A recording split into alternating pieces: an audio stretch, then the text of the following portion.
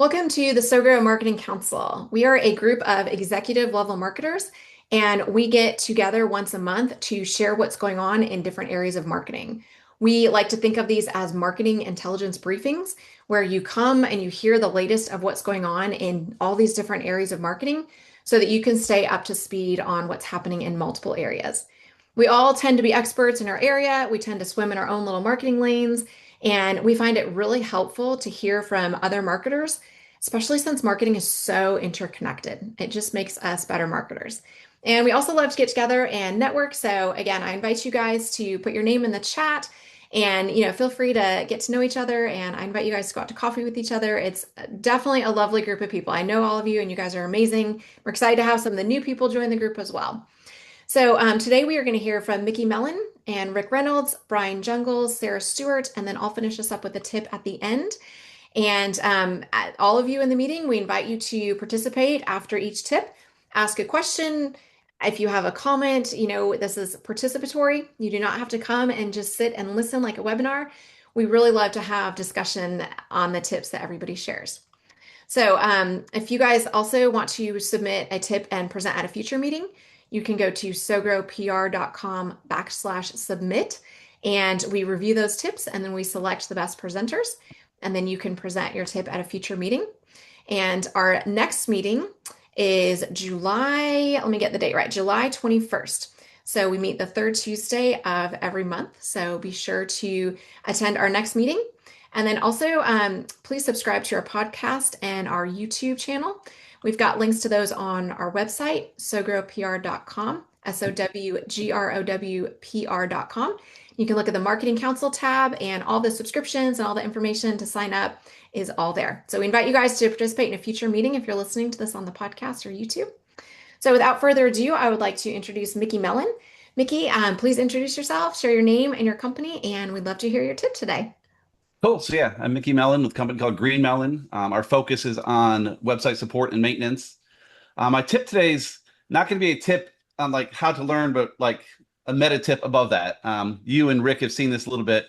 I get people that ask me a lot, like all this AI stuff going on. I can't keep up with all the acronyms and the names and the phrases and the companies and all this stuff. And as I've shared recently, no one is an expert. And yeah, I don't think there's a human on the earth that's an expert. We can all get a little bit better at it. So I've made a tool that can help us do this. I'll walk through briefly how to keep up with the AI stuff easily and free and without much effort. Well, some effort, I guess, but you should see my screen here. So it's a tool I made called Ripple Recall.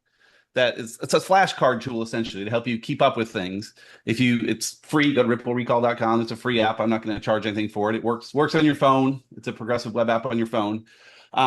It's intended to be, you add flashcards of things you want to learn. You hear something interesting, say, I want to remember that. You make a card and remind yourself of it. It uses an algorithm called spaced repetition, where as you learn something, it spreads it out further and further before it asks you again.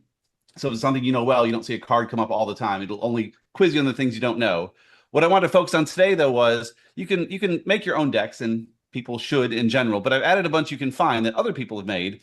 I've made one with the help of some friends and with some AI about AI stuff. And so if you're saying, I can't keep up with all the AI stuff, you can do that. So from here, you go to Discover and you can just add the deck. There's tons of decks of different things in here, books, and we can get into all that at some point, but add the deck. And if we go back to our deck screen now, it's going to say, hey, we have 5 cards to study today. And I encourage you, if you use this, to keep the numbers small, because if you can do a little bit every day, it's far better than doing a whole bunch one day and skipping for a week. If you can just do a couple every day. So in the settings, you could even lower it down some. You can say, how many new cards per day do you want? Like, let's just do 2. Let's keep it simple, keep it smaller. Because again, if you can just come in, knock it out and move on, it's great. And so if this is orange, it means you have things to do. And when it's not orange anymore, you're done. And you can go outside and play and do what you want to do. So you could add other decks. If you have a bunch of decks that kind of mixes all the questions together, I found it's better to learn if it says, all right, here's a question about AI, here's a question about art. You're kind of mixing things up because it's easy to get into a groove on one thing. But in real life, you don't have a groove. Stephanie's going to ask me, who's that guy at Meta that does the AI thing? Like it's not all in order. So mixing them up is good, but we'll pretend we just have the one AI deck. And so we'll hit study. And so the way this works is that you don't have to type in an answer or say an answer. Just, do you know the answer of it? Do you know it or not? And you think to yourself, do I know this or not? You're quizzing yourself. You're not competing against anyone else. It's not going to judge you. It's just, so who coined the term artificial intelligence? Show the answer, and you can hit space bar if you like keyboard shortcuts. And it was John McCarthy that did that. And I did not remember that. So then you judge yourself. Did you get it wrong? Did you get it right? But it was hard, it was good, or it was easy. And you can see the days underneath of like when this card will come back again based on those answers. And as you get it right, those numbers get bigger. If I get this easy a couple times in a row and it comes up again, then you say, oh, if I get it easy again, it's going to be like 2 months and then 6 months and then however far out. There's also the numbers in here 1, 2, 3, 4 for keyboard shortcuts. So again, it's nice if you're used to your keyboard and use keyboard shortcuts. So I got that wrong though. John McCarthy. See if we can get that right in a minute. So it's going to keep it in the deck for today. You can see I still have 2 remaining today out of my 2 because I got it wrong. What is the theory of mind AI? And that's AI that understands thoughts and emotions. Like, okay, I kind of know that one. So cool. Got it good. And now it's going to come back to this because we only had 2 in the whole deck. So who was that? With John McCarthy. All right, cool. I got it good. It's going to come back in one day. So tomorrow I'll have that one to do again. Good. Hey, all done. We get some fireworks and we go back to the front and we're done. And you close it and move on with your life. Because, yeah, again, don't spend all day in here. Now, if you want to, you could go into a deck and study ahead and get more new items. Say, hey, I've got more time. Let me get 5 more new items to study.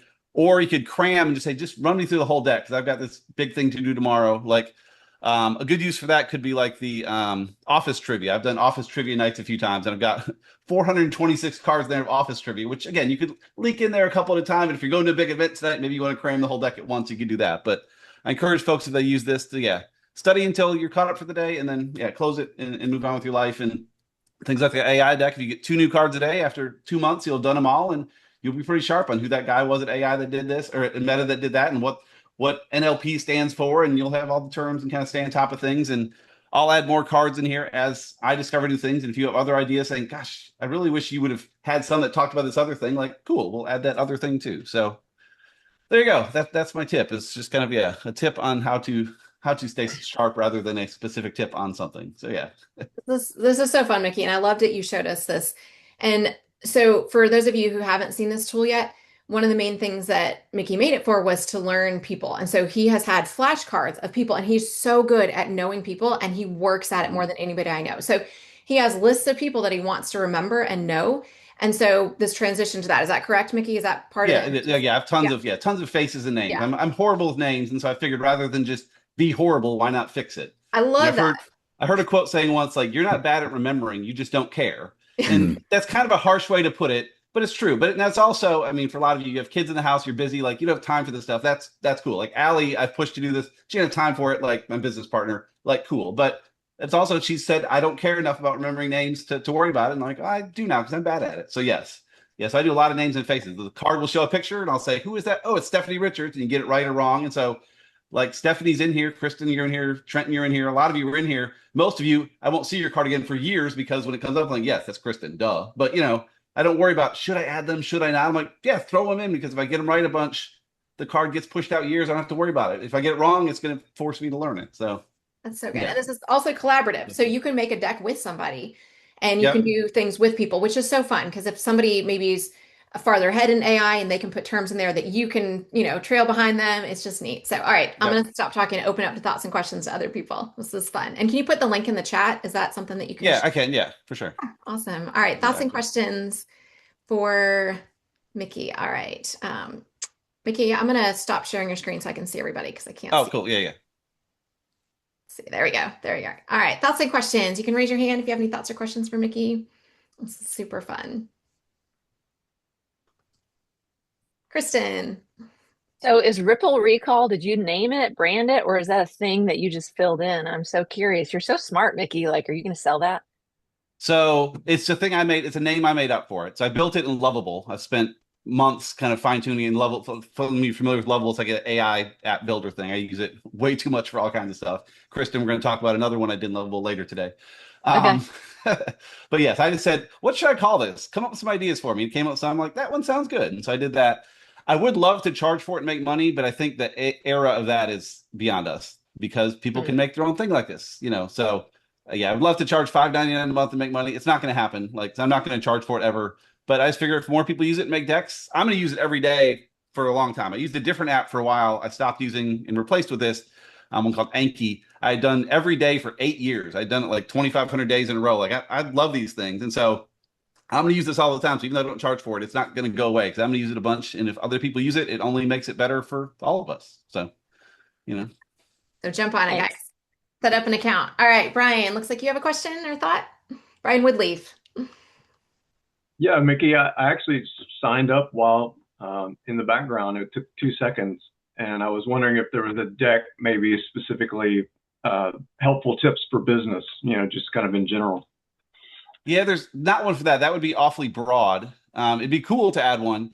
I try to make them with like a trivia mindset where it's like, is the answer right or wrong? Like, did you get it right? Helpful tips would be, I mean, you could have maybe offer some issues. Like if a client says this objection, you could say this back, like maybe something like that. I'm not sure how that would work, but yeah, make one and share it. Like, yeah, if A you make it sales deck, deck would be cool, like what are my answers in a particular yeah. sales And so one thing I dialogue, have back and forth. One thing I have, if you go to the Discover page, I have a bunch of books at the bottom, a lot of mostly business books. Nancy Gamble is probably familiar with all. She's been to a lot of these, but some of them are like sales related books. And so you go in, it's going to ask you questions from the lessons in that book. What does that mean if they say that, so there's a degree of that in there, but not a specific one for that. But yeah, that's a great idea. So you should go make a deck for that. And then in the deck settings, you can say, is it private? Is it shared with a link? Or is it public in the directory? And you hit it public and we can all just see it and subscribe to it and unsubscribe to it if we don't like it or whatever we want to do. But that's a good idea for sure. Awesome. So fun. Very good. Well, thank you for sharing that. I'm excited to Yep. see what you come up with because this is not the first app that you've done. I don't know how many No. you've done at this point. So Yeah. I Yeah. anticipate It's way too there will be easy. many. There you It's fun go. that you're able to do that now. All right. We'll go to Rick Reynolds for your tips. So please introduce yourself and share your company, and then we'll jump to you, Brian Jungles.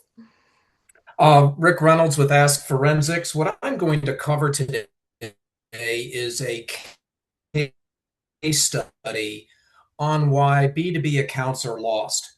And just as brief background, Ask Forensics has evaluated over $25 billion worth of total contract value on sales win-loss and account health.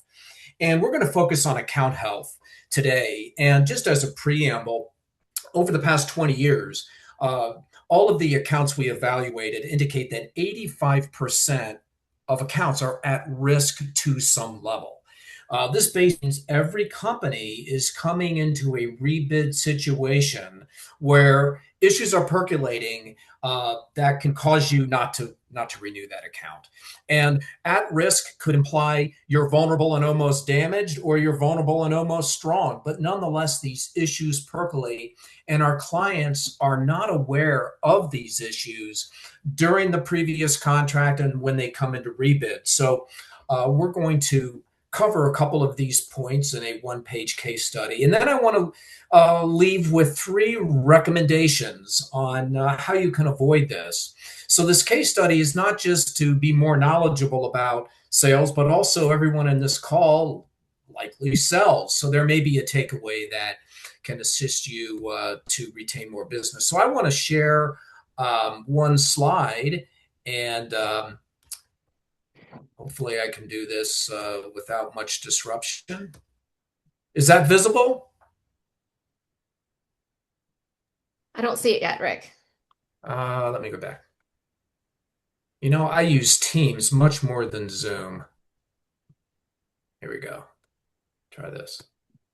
And if it doesn't work, I'm just going to talk it through. It's not worth trying to mess with this. So what we find in our assessments is that clients do not leave because competitors are coming in and providing better proposals and financial opportunities. They change service providers because partnerships have deteriorated, and competitors coming in with fresh eyes can see this, and they can these weaknesses and come in with ideas that the incumbent should have been sharing all along. So what we see is there's a gradual shift from companies being viewed as a strategic partner when they win the deal, to over time, over a 3-5 year contract, they become perceived as a vendor. And the 6 issues that contribute to this is, number one, companies become reactive. They're not proactive. And by proactive, I mean the providers themselves initiating ideas, either by sharing them or just implementing them, that keep them fresh and ahead of the curve. The second is they manage problems rather than preventing problems. And that is related to proactivity, but it's also related to identifying and understanding the gaps and addressing them before they expand. Number three is they increasingly become disconnected from the client's priorities. They're focused on managing to the contractor's statement of work and not necessarily to the changing requirements, changing technologies that can happen from day one, let alone over a 3 to 5 year contract. The next is there's insufficient engagement at the senior levels of the providing company and and with the client. So, for example, is to win the deal, and these are major deals that I'm referring to. Companies, when you're pitching initially, they tend to involve their senior team, and the senior team from the process is there. They win the deal and they focus on operations. And what happens is you have the day-to-day contact. So operationally, things may work well. Oftentimes that senior level engagement is missing, and that's most important in maintaining those critical relationships. And finally, companies are unable to continually demonstrate their value. Oftentimes, you turn from value to a cost. And if you're not sharing your value, leadership on a client level views you as a cost, and you lose that differentiation. So that is a summary of why we find deals are lost as opposed to being retained. So 3 recommendations that we find most effective. The first is to continue to challenge yourselves as a provider by stay ahead of the curve. Managing to the statement of work can become obsolete very quickly. So be proactive, challenge yourselves, and avoid competitors coming in with fresh eyes and your clients saying, why haven't you been doing this for the past 3 to 5 years?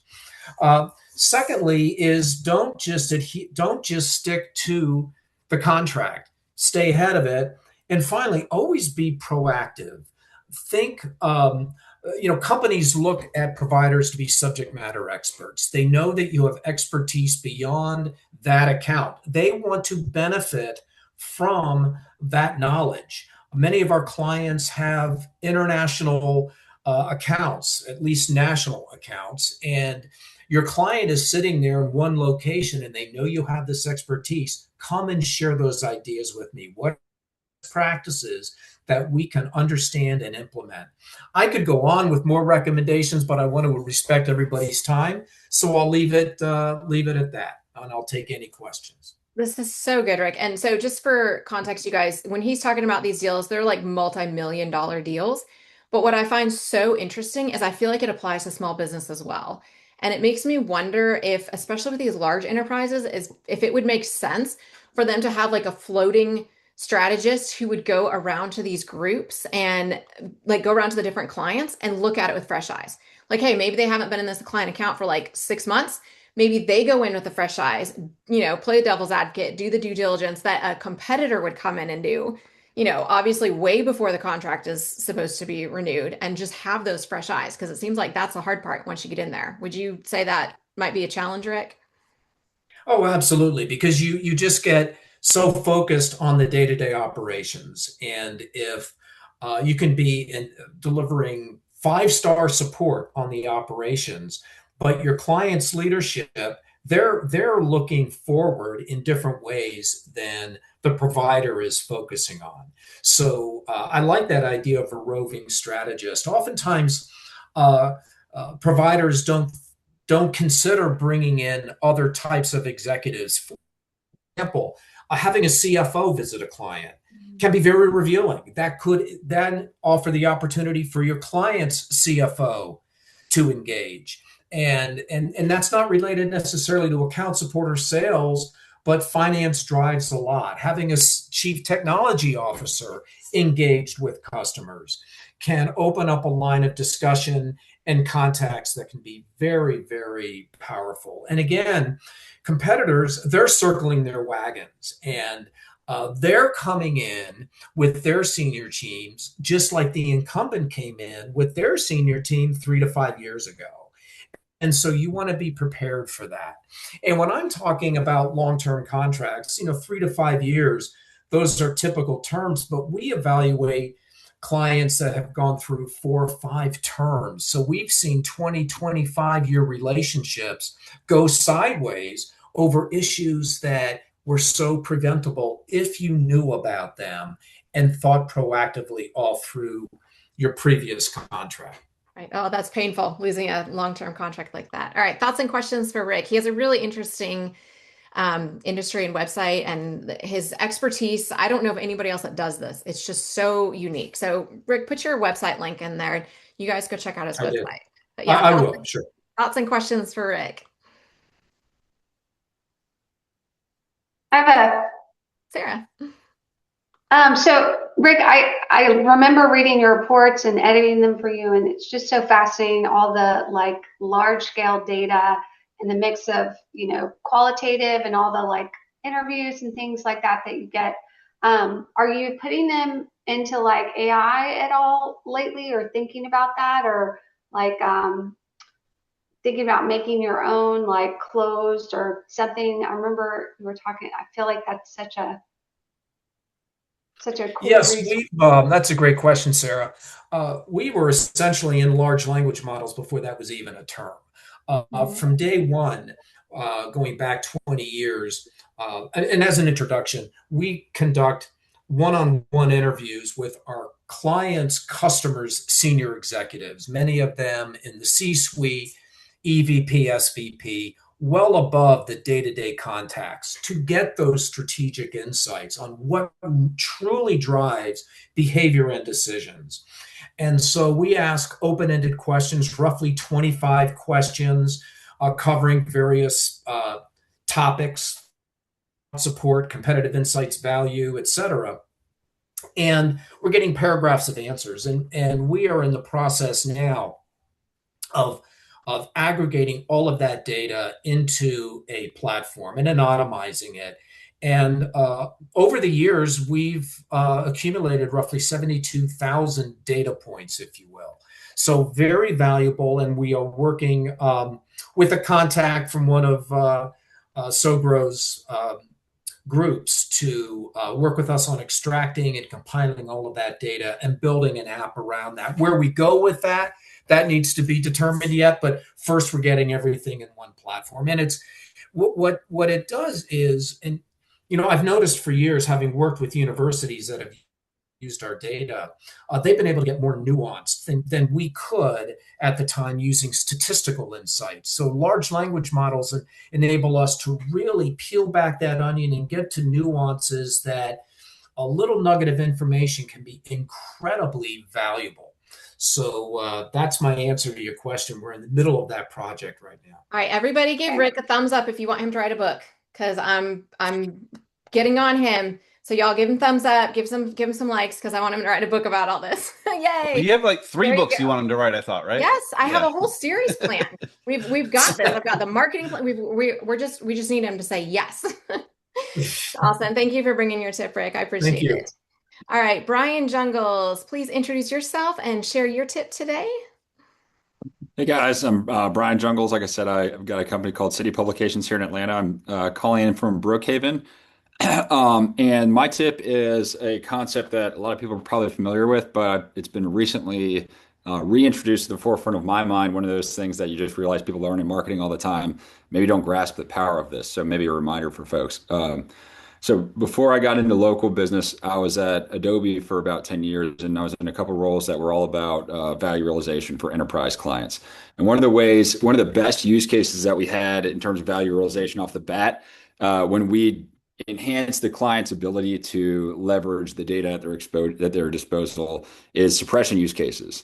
So a lot of times this looked like, Verizon or CVS Health is spending millions of digital ad impressions in channel X, Y, or Z. Okay, so now we've got the customer data, the CRM data hooked up to the advertising system of record. and we're just going to suppress current customers, not going to serve them ads. Millions of dollars. Like that's the CFO use case off the bat.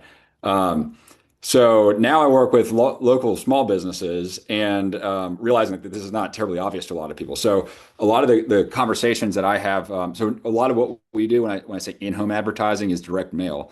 So we target on a lot of home demographics, home type.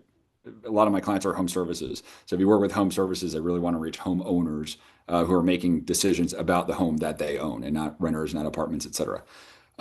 So I've had success with live demos and if you talk to your clients about the value of targeting specifically with suppression, it might open up some eyes. So what I did before this meeting is just take two popular zip codes in the greater Atlanta area. And I just applied simple demographics that we might take for granted, but kind of shows the scale of the audience as precision increases, audience size decreases. But the value of each impression is higher. So first is 30305. Who knows where that one is? Buckhead. Okay. Buckhead, Right. affluent zip code. I didn't pull, I should have just done the top most affluent zip codes in Atlanta, but highly affluent zip code. So if you're doing zip code targeting, you go, let's set 30305. That's great. Okay. If you're somebody that wants to reach homeowners, there are in 30305 21,966 unique addresses that you could target. If we add in simple owner occupied criteria, that number reduces to 5,308. So we're at about a quarter. A lot of my clients also only want to reach single family homes. They have a special landscaper. They have a yard, right? That if we layer in that, then the total is 3,591. So we're like 1/7 of the zip code level targeting audience. And direct mail is not it's not the cheapest per impression medium. So this is super. So a lot of what I'm doing is talking to people about how we are making smarter use of the marketing budget and actually getting higher value per impression. So I think that probably translates to some of what you guys do as well. I did another one just because, in the middle of Buckhead, of course, there's high rises. That's going to be one that there's going to be a huge difference. So the next one is 3004. Where's that one? Is that up my way in Alpharetta? I was gonna say, isn't that Milton? That's the North Pole. Yeah. North Pole. I was gonna say, I think it's up, isn't it? Santa, isn't that? Yeah, where so Santa that's lives? Milton, and I think it goes a little bit into Cherokee County. So that is not, I think Avalon's there, but it's not like heavy apartments renter. So I did that one too, just for comparison. So there are 27,830 addressable unique addressable addresses in that zip code. Layer in owner occupancy of those zip codes, 16,815. Layer in single family homes, 13,370. So we're at almost a third, even in a zip code you might think of as heavily owner occupied. So yeah, think about, leverage that data. I think the more that you can proactively just say, did you know this about your target? You think it's this, but it's actually this is how we position ourselves as thought leaders and make our value evident before we even do business with people. That's so great, Brian. I think that's so helpful, especially as people are watching their budgets, but just to be that targeted, right? Because this probably wasn't possible a short time ago, right? Like I'm imagining the precision that you're able to do this with the different platforms now is probably way better than it used to be. Like how recent of a development is this? Is this something that has been around for a while, or is this really is the precision there? Is that more of a recent thing? Yeah. I can answer from two perspectives. We were doing it, I started Adobe in 2015 and that's at the enterprise level, right? So they have really complex systems. So just getting the CRM data connected to the advertising data was new for a lot of these folks. So that capability has been around for a long time. What I'm doing here is a little different. It's kind of creating that. And by the way, customer expression is something that we should layer into this as well. You've already done landscaping for these 120 homes, so we don't need to target them. At this level, I've been in the business for a year and a half, and so it was at least that old. But I think one of the things that I've seen being in this market, especially in direct mail, there's not a lot of people that are asking the right questions of the data. And as you guys know, it's all about, all the data is out there in the world. Do you know what to ask? Do you know how to take those answers and relate them to the business problems that you and your clients are facing? That's what we're all doing. So that's it. The capability is probably different than the implementation of it. Yeah, absolutely. Awesome. Thoughts and questions for Brian? That's so helpful. And this is such a good tool for y'all's clients, just to be able to add direct mail as a marketing piece, I think can be really effective, especially you, Sherry, with, the way you guys do the telesales. This seems like a good dovetail for that.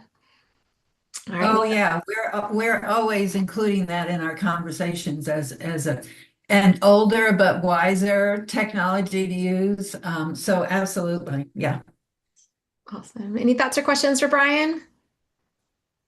Yeah, I think we've kind of come full circle back around to direct mail. Like it used to be that, your inbox, literal physical inbox was full all the time. But I think these days, so much of the market has switched to the digital that you really stand out now more when you do the physical mails. So I think it's a good space.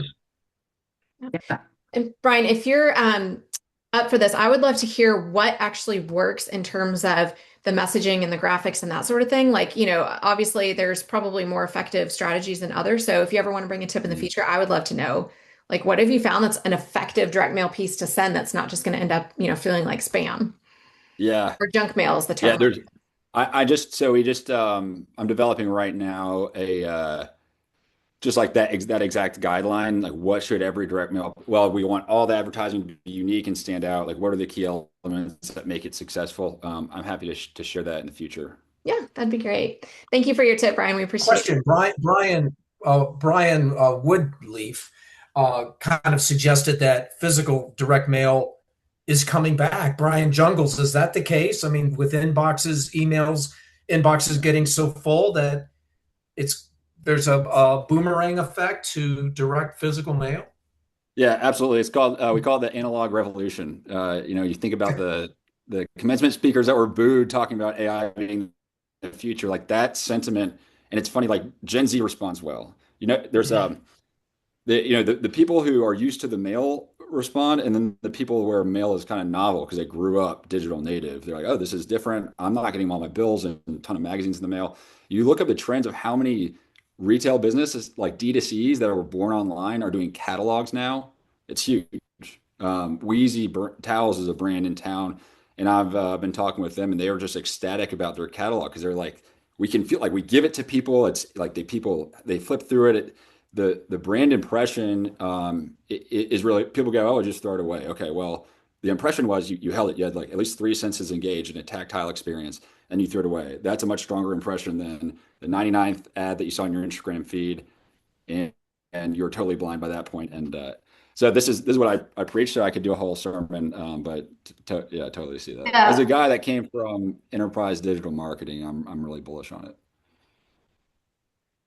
Brian, that made me think of also I've started like reading books, like everything, like I was like Kindle, like all that digital, and like recently I was getting in deep into a topic and like just paper, like, and being able to like highlight for the learning and note taking and carry it around with me. Like I love it. I think the whole like it's coming back. Sure. I feel like that with magazines too. Mm-hmm. Yeah. Yeah, exactly. And you know what? And what I'm seeing though is, most of the incumbents, there are a few companies that I think are doing a great job that I follow closely, but for the most part, it's the people like they don't realize what is the modern application of this. What I'm really focused on. And this is why I say in-home advertising is that is one way to get in a home, your advertisement in a home, but that doesn't mean that is like it's a marketing channel, just like anything else. It is not a holistic strategy. So how I'm building out is if we have this great audience, we just did this exercise. These is who we want to reach. Direct mail is how we get in the home. It's kind of the beachhead. And then how else do we make sure that we're targeting that specific homeowner, embracing it as part of a mix is where you'll succeed. That's so good. Awesome. Thank you. Such a fun topic. All right. Sarah, do you want to introduce yourself and present your tip? Yes, so I'm Sarah Stewart. I'm with Sober PR. I do a lot of public relations, digital marketing, wear a lot of different hats. So I had a tip related to LinkedIn, and I was trying to think of something interesting to share, and I used Google Notebook to make a cool little little slideshow here about it, so I'll walk you guys through it. But we've had a client recently where, you know, everyone's talked about with LinkedIn how the company pages have less visibility, and so people are trying to really focus on executive profiles for companies as a way for marketing. We have a client where one of the executives has is very high profile and has a lot of followers and has been, you know, very active, and then they have a new upcoming person, and we're trying to get him more involved. But pretty much this was an insight that I saw, and I just thought I'd, you know, create some slides on it to talk about it. But instead of just saying, what should I post?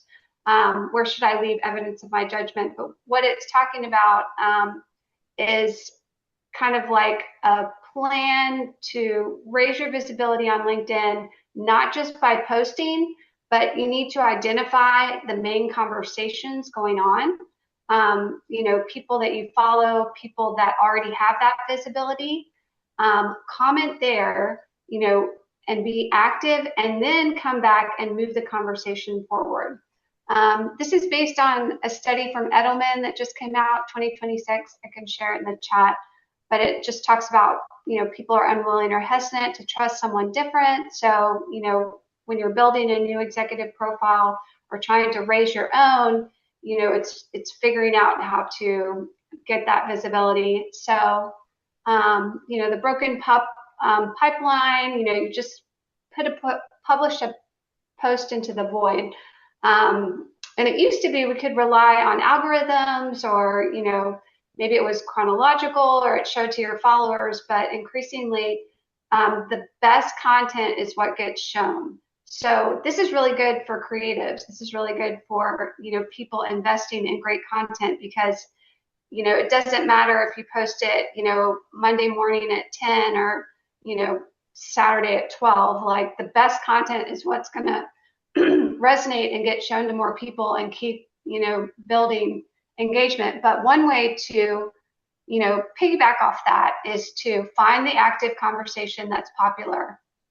Add a distinct comment like judgment, something that stands out, and drive the conversation forward. So, and they talk about this, comments are not just engagement, comments are distribution. So a little bit about like thought leadership. You guys are familiar with this, but like, you know, reaching the hidden buyers through thought leadership and visibility, executive judgment versus content volume. Everyone's talked about this. For a long time, social media was post more. You know, that's how you got more followers, more engagement, was just more.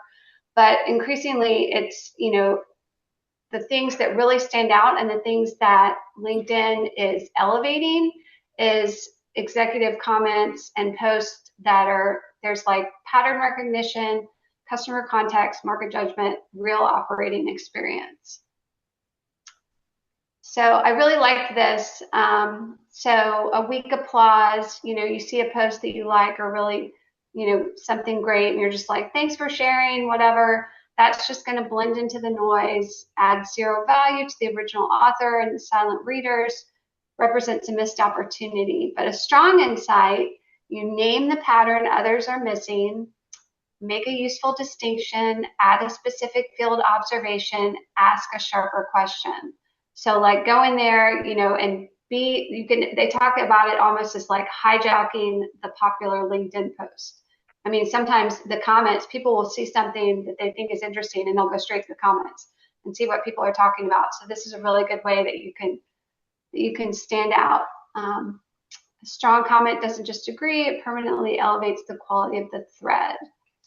So a 15-minute weekly habit, spend 15 minutes finding 3 existing conversations where your voice belongs. Customers, journalists, analysts, peers, influencers, leave a comment that adds an idea, not just an applause, and then use that. And there's like a time window. Once you've like comment, and one person I follow said, comment in like 3 or 4 of these, and then within 24 hours, create your own post that elevates the conversation. Say, hey, this person was talking about this. here's my other insight about it, or here's what moves the conversation forward. And that LinkedIn really rewards. So that's a way that you can hopefully raise engagement, and we're seeing success with this client that we're working with. So that is my tip. So good, Sarah. I saw a lot of thumbs up and likes, and people liked your slides as well. So great job. That's so helpful. It's so important, guys, because that pipeline that she showed you, it is broken. And that's what most people are doing. Like I would say 90% of the people out there are still using that pipeline. So thank you for bringing us the new pipeline. Any thoughts and questions for Sarah? I see a huge overlap with that slide with the iceberg to what we find, what I just talked about in my presentation. Yep, what you exactly. don't typically see and understand. Well, there's so many people that just read social media, especially LinkedIn. People have been, traditionally less posting, and so, you're reaching a huge audience, even if you don't know it, because people are not always posting, they're just reading and consuming. I've got that study from Edelman, and I'll put it in the chat too, because there was a lot of good insight in it. Thank you, Sarah. I appreciate it. That's a great tip. That's so good. All right, guys, I am going to wrap us up with a quick look at something that is going on in the generative engine optimization world, my new favorite topic. So I want to talk today about how we can think about our businesses online and how we can think about our clients online, because the world that we live in now, without third-party credibility, your brand becomes a single dot on the internet. And this matters more than it used to. In a world that was based on search engine optimization, that dot you had a lot more control over, and it got a lot more play in showing up in searches if you optimized it properly. And obviously backlinks always helped with that. But it was really focused on your own content. It was really focused on your website. Well, now the world has shifted, and your website is not as visible anymore, and it's not as important as it used to be, because really third-party credibility has taken center stage. So if you guys look at this graphic, and I know the people on the podcast are not going to be able to see this, but it's basically different dots on the internet are different pieces of information, and all of the lines between those dots are connections and relationships. And so your business and your brand, or your client's business and their brand, is basically a collection of dots on the internet, and the lines between them strengthen those relationships. Or if you don't have many dots on the internet and you don't have many relationships between those, your business is essentially invisible. So if you look at this map, this is also how AI systems work.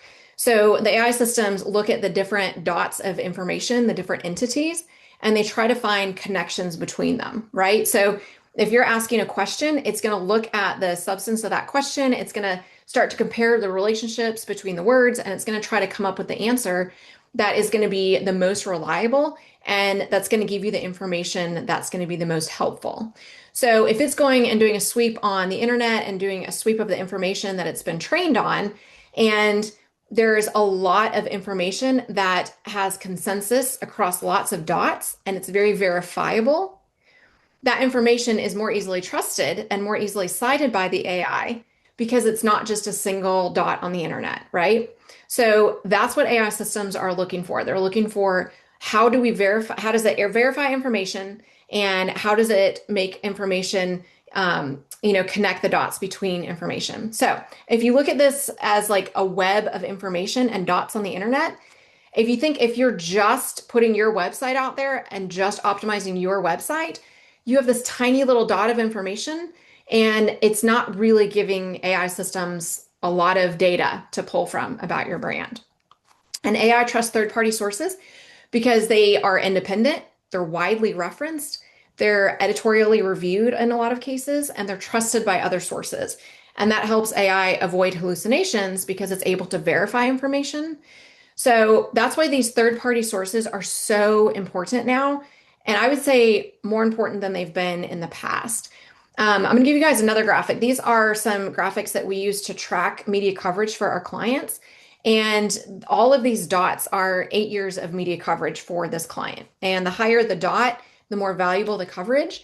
And I had this moment when I went back to this graphic and I looked at this, and I thought, this is exactly what's going on in the world now, is the more dots of information that you have on the internet that align with your brand, that support your key message, that connect you with the certain topics that you want to be connected with, and the certain areas of expertise that you want to be connected with, the more that your brand is going to be visible online. So that is the world we live in now. We are absolutely in a world that is about getting valuable dots and data points of information of your business. So, not only AI can find you and cite you, but also journalists cite you, your prospects and customers can find you online. It's not enough just to have your website anymore. All right, thoughts and questions. Mickey, I see your hand up. Yeah, the first time you shared this, I've heard you share it a number of times now, months ago. I'm like, this feels just like old SEO. I don't understand what she's saying is the difference, but I'm finally getting where you're coming from now, because I think the dots and lines have always been important, but with Google, we needed to have the connections. Like, you need to have those backlinks everywhere for it to work. With AI, it'll see the dots, it'll make its own connections for you. Like, connections are still good. If you can get links, it's good. But if AI sees this stuff everywhere, like, that's why PR is so great, because you don't need to worry about links. If you just get the stuff out there, they see it and then they'll connect the dots. I remember, like, years ago, if you got mentioned, like, hey, Stephanie, I saw you got mentioned on CNN.com today. That's great, but oh, bummer, they didn't link to your site, so it's not that helpful. Now it's like, doesn't matter. You got the mention. It's great. So yeah, PR and what you do and all that is fantastic. Everybody in PR celebrated when you didn't have to have the link back, when just getting mentioned was enough, because sometimes you can be quoted in these amazing media outlets and they don't put a link back. And so it was always like you said, it was like, oh, they didn't include a link. We got in the Wall Street Journal, but they didn't include a link. And it was so frustrating. And now it's like, hey, we got quoted. It is like gold now. And we've noticed media there's a client that we did a visibility audit for, and an article from 2010 kept showing up in AI. Like, that's what it was referencing. So AI is really pulling on these trusted sources more than just dots on the internet that are not verified. All right, look, Amy, you have a thought or question? I was just going to say, I've always been a huge advocate of PR, digital PR. Yes, it was always good to have the link backs, but the mentions are always huge. And it has always been a fight with me and executive leadership about the value of it. So I'm really excited to see kind of what you're talking about, because it gives marketers more ammunition to partner with PR, because it's such an important aspect of marketing that people discount immediately, and it drives me bonkers. Love it. We should talk. All right, guys, it is 10:59. I'm going to let you guys go. We're going to get right out on time. I know you guys have meetings to run to. Thank you guys for coming and sharing and participating. Thank you to our presenters today. You guys did great tips. So sign up for July 21st. We want to see you guys next time. And if you want to submit a tip, please do that, because we would love to have you guys present at a future meeting. Thank you, everybody.